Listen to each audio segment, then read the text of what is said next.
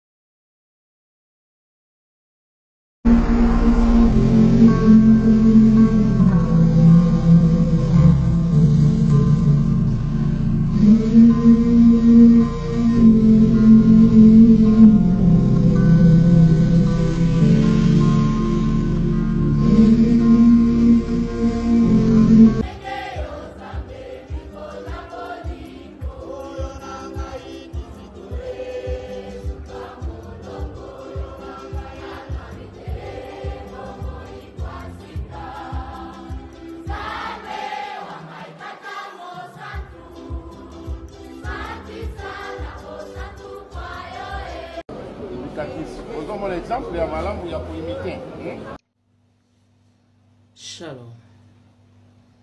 Je sais qu'il existe beaucoup de confusion et d'aventures sur l'Ancien, mais je vous en supplie en tant qu'ambassadrice du Christ de ne pas mépriser la voix de Dieu, mais discerner avec l'aide de l'Esprit. Je vois beaucoup de jeunes mères avant leur temps, non parce qu'ils manquent de la force, mais parce qu'ils manquent d'imaterie spirituelle. Une personne qui n'a pas d'imaterie spirituelle, il partira avant son temps.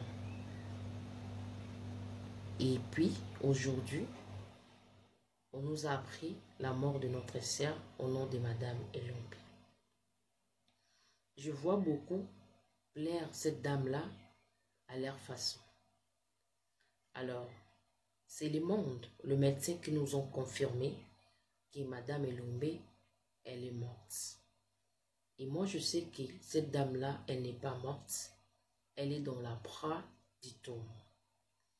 Alors, une personne qui est dans la proie du tourment, c'est une personne qui a de la chance de revivre encore sur terre. Et parce qu'on ne peut pas l'accompagner à la tombe. Si vous l'accompagnez à la tombe, vous allez lui rendre un mauvais service parce qu'elle est en train de vivre quelque part. Vous allez seulement étouffer son corps pour rien et puis elle vit quelque part avec beaucoup de... Je ne veux pas beaucoup parler parce que c'est les réseaux sociaux pour ne pas choquer. L'apprenti du tourment, c'est un lien difficile à vivre. Je viens de là, je vécu cela, je connais comment ça se passe là-bas. Elle ne saura pas vivre là-bas, parce que là-bas, je m'étais. Alors, qu'est-ce que je vais dire par là? Elle a de la chance pour revivre encore sur terre, revenir parmi nous. Les mamans, les papas, vous avez beaucoup d'estime pour la dame. Vous témoignez beaucoup positivement pour la dame. À ce qui concerne vos enfants, si mon fils parvient à bien écrire, c'est grâce à Madame Elombe. Alors, ce que vous allez faire, ce n'est pas seulement plairer, témoigner, ce n'est pas le temps. Faire des lives pour exprimer votre amour envers la dame, ce n'est pas le temps.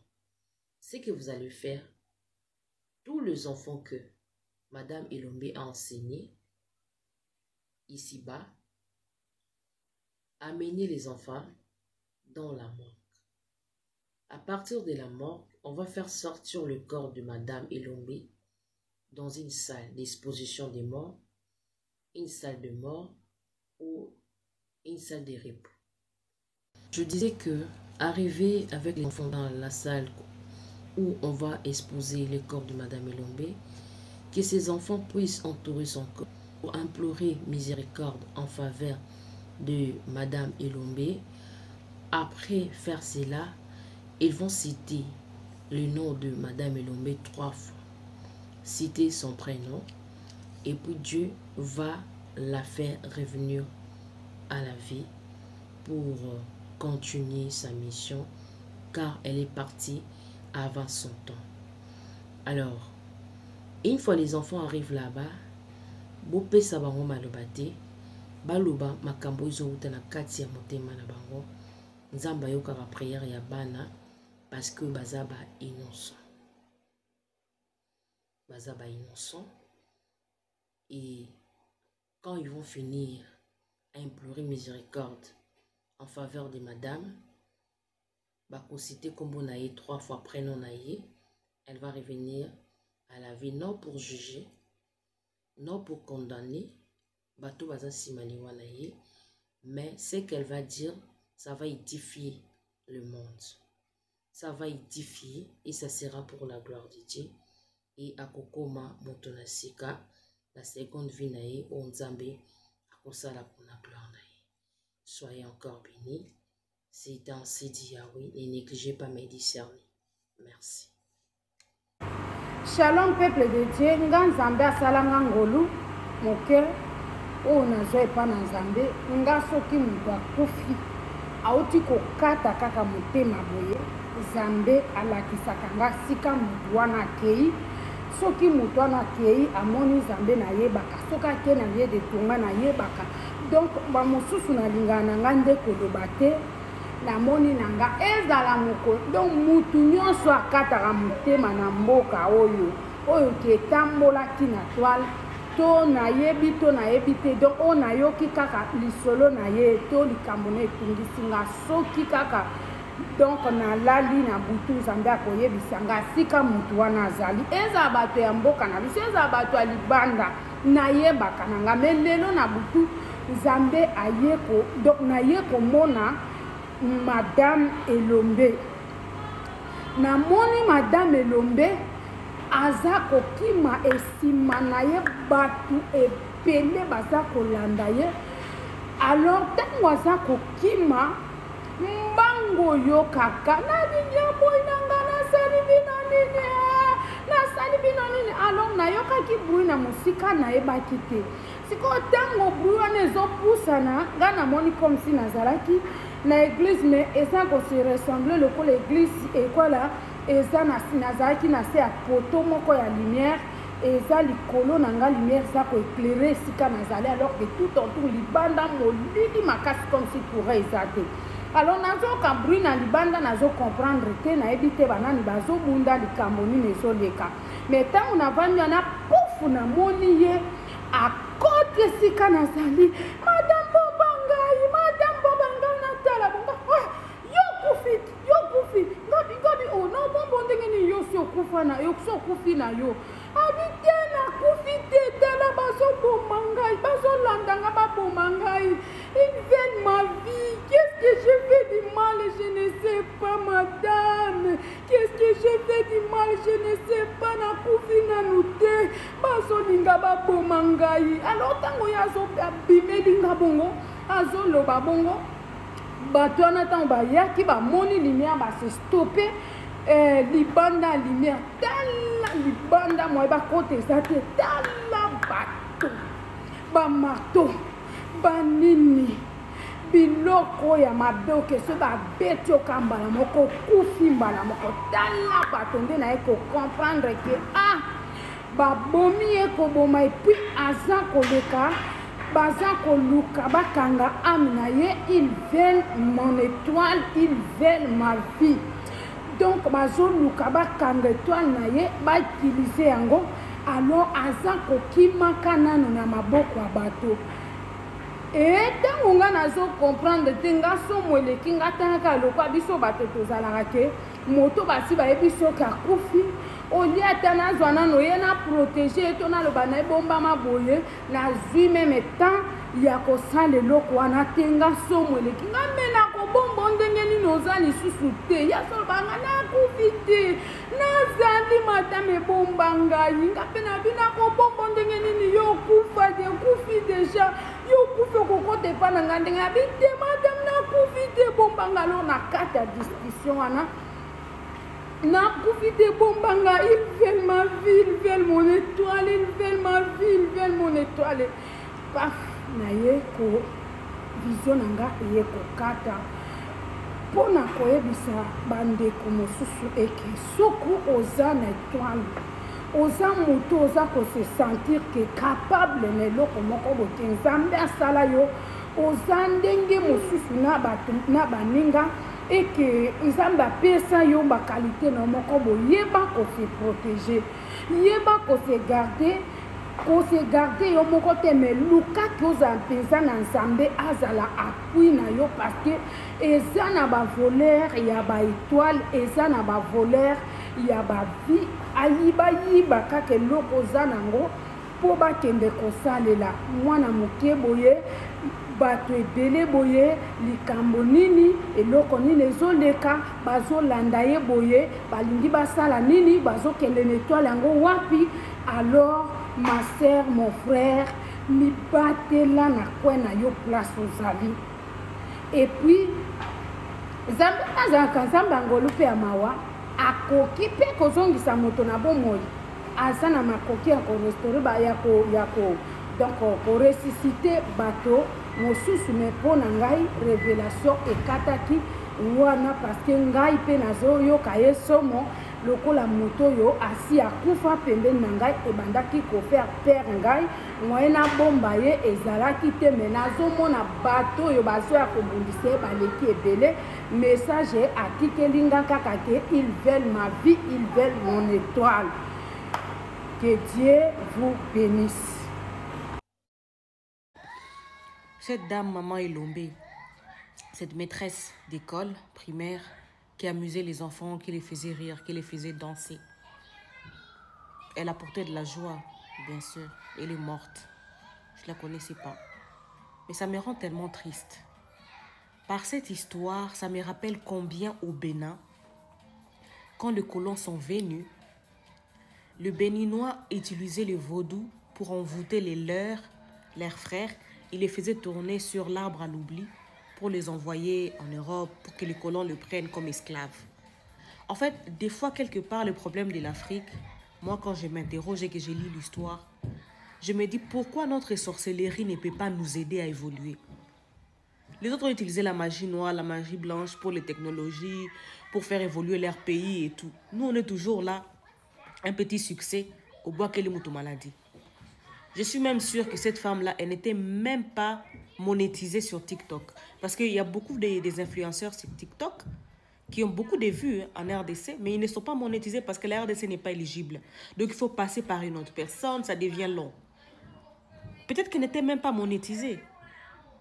Elle ne gagnait peut-être pas beaucoup d'argent. Je ne voyais même pas les pubs passer sur sa chaîne, sur son TikTok. Mais si c'est vrai qu'on l'a tuée, franchement, ça commence à devenir très bizarre. Ça commence à devenir très bizarre. Il faut arrêter ça. C'est ça qui fait qu'un pays n'évolue pas.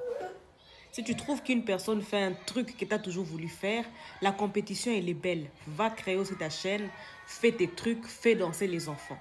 Comme ça, on aura plus d'enfants heureux. Maintenant, là, vous avez laissé ces enfants malheureux. Est-ce que là, soi-disant, cette personne qui lui a envoyé cette maladie, elle est contente? Mais aussi, il y a aussi un autre aspect. Chez nous, on ne peut pas mourir naturellement. Il faut toujours qu'il y ait une cause à la mort. Ma soeur a l'habitude de dire que quand ton heure arrive, tu vas mourir. Quand c'est ton heure, tu vas mourir. Bref, retenons juste la leçon que on ne peut pas être jaloux les uns des autres. La terre a assez d'espace pour tout le monde. Si tu n'es pas content d'une chose, va créer ton truc. C'est ce que je ne cesse de dire aux gens qui me critiquent ici. Quand je parle politique, ouais, tu es une idiote, tu ne sais rien. Mais si je ne sais rien, au lieu de m'insulter, toi, prends ton téléphone, va filmer, fais aussi. Il y a de la place pour tout le monde. Dans tous les cas, je ne suis pas la seule à parler de la politique. Il y a plein de gens. Ok? Sambela amakas zamba pesa famille nombong. Naibi c'est quelque chose. Au sommet nous mutu avanda anagomi, mutu avanda anama campagne. Voisin bo eliembaso. Webi mbaso za awap na bangaba, na bakomi na makala, isensu, nde place au mona mutu. Bakalinga mbaso na zeba tena pasteur de Sambela. Bambaso utaka bakomi na wana. Webi ezatine zani la pauvreté. Quand on est pauvre, on devient jaloux de tout le monde. Quand on devient pauvre, papa pour nous toi ici, ça t'est à coluka talata de bilo on a liste. Pobo bossa na telo omoko. Quand on est pauvre, on a mené les yeux si bana basi a famille babala nazu. Lelo zamba pambulo zana bambon. Yo zana ti babala mwana mdeko no ba yelombo. Du moment toi même tu es béni. Jacob a volé la bénédiction d'Ésaü, son grand frère. Vous voyez bien, Ésaü a même lichette Jacob a sali. Jacob a qui a sali 20 ans. Nzamba dit que rentre maintenant dans le pays, il y a baboti na yo. Qu'est-ce que Dieu fait? Nzamba zongi a pamboli pe Ésaü matériellement makas. Pamboli Ésaü makas. Maintenant Jacob ozo ya le premier nanzelo na yiba bénédiction ya inanga. A kati richesse na ye katikati. A pesi ba travailler bokende. Bukutana na yaya nanga webseke leki na tindi biloko yo aye ofuta mabe asala yo limbisa ye azoya na basi na ba kovange yete. Oh, moi aussi je suis dans l'abondance, je n'ai pas besoin de ces histoires. Au contraire, na kominde kolela leki nanga lipasa nanga aya na yamba ye nini esadika bosa na mabe yepa pambula mak. So omonika na vie okomi na moi mutu okomi na moi position yeba entourage nyonso yakala ba obi ba ennemi. Atozo vanda na bango, vanda na ndenga mayeli. Ko ansateka bato ba betela ayo maboko. Des fois boza ina bango makolo. So prier de silio télévision mutu. Omoni pe yefse mata. Lera machwana bozo kende. Fatira ngo kitoko So on a se a motem pourquoi kakaye. Pona nini ngai te. Yango ya sala nini po yakoma na mutu. Ya komina mutu bisoto tika la makolo. Il faut tokokana. Juro oyo mutu kano sala accident soit un jour amoni yo makolo. Wapi mutu?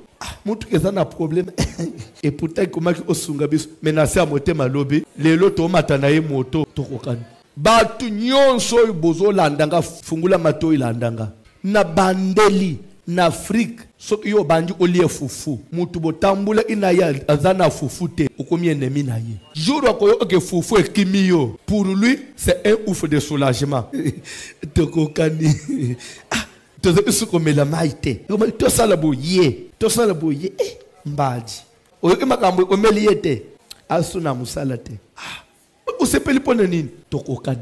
C'est ça l'homme noir, c'est ça la peau noire que je porte ici. Le posomo où il y a ma baie, il y a jalousie et dans la batu ba yo et la famille mo ozo maman ya boti bana basi kitoko boy ya bien boy bano babonga babala ya sepela so ya bongi biso valere na biso ozala wap. Vous voyez ce qui agit en Afrique. Afrique ezaka so ki ya zui biso tokokoma tina te na miso na ye. Alors le kole biso nanu to bongi te yepe abonga te. Afrique amboka ya sabotage biso nyoso tokokana au nom de Jésus.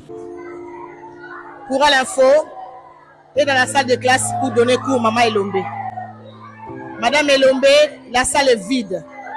Comme vous pouvez l'entendre avec les sons, Les élèves sont inconsolables. La salle est vide. À l'extérieur, tout le monde pleure. Enseignants, élèves, on ne s'est pas calmé. Ça, c'est la table de Maman Elombe. C'est là où elle s'asseyait pour donner cours.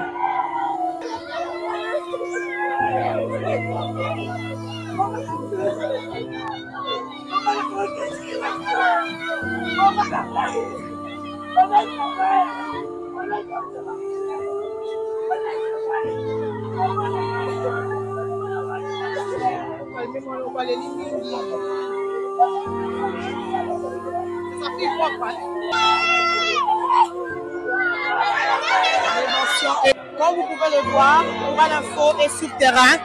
Dans la classe de Maman Elombe, les enfants pleurent. Les enfants n'arrivent pas à supporter cette choc. Les enfants sont inconsolables. On ne sait pas comment faire.